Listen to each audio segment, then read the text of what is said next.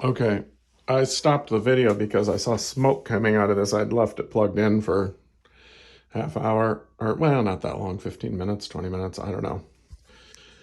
But anyway, it seemed to be coming from the monitor chassis. It's probably a cap. It needs, I'm sure it needs new capacitors. The monitor was still on when the smoke was coming out, so it's probably a cap that started to rupture. I mean, this thing is, what, 45 years old? Yeah. So, it's going to need the monitor cap kitted. I did play it earlier, and it does play. Obviously, there were some graphic issues. You could see that the sprites, well, everything kind of looked drawn strangely. I don't know how else to describe it. But it did seem to work with sound effects.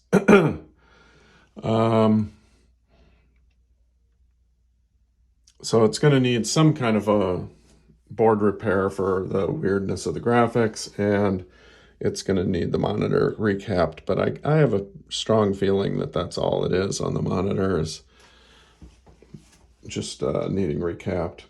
I could even plug it in again, and I bet you the monitor will come back up, but it'll probably start smoking again. Let's see if we can see where the smoke's coming from and see if the picture comes up. Yeah, see, the monitor's still coming up.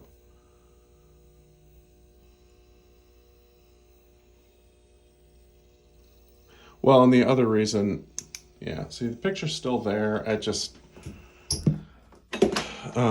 The other reason I think it's a cap is because I could hear like a sound, which is the sound a cap makes when the cap blows on it.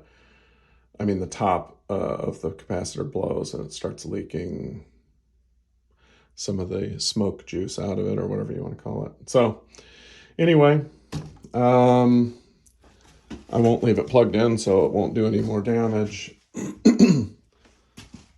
But yeah, the cabinet is in excellent condition. It's got the coin Mac. It's got the original coin box, which is nice. A lot of times these coin boxes are missing. Control panels are nice on both sides. Boards look clean.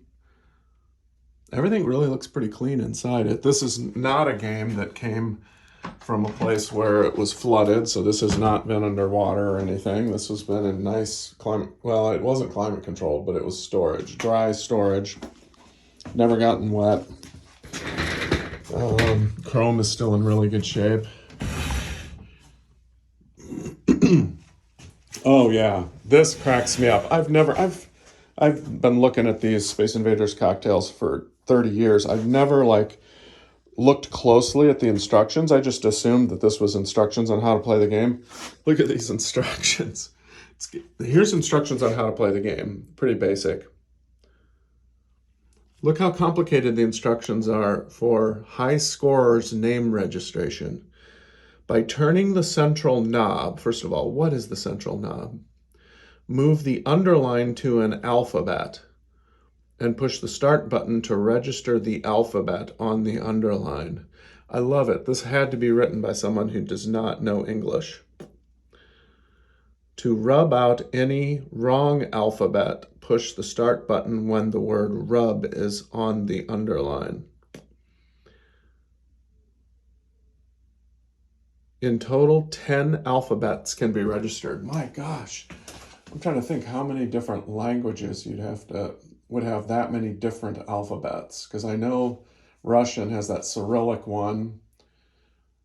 I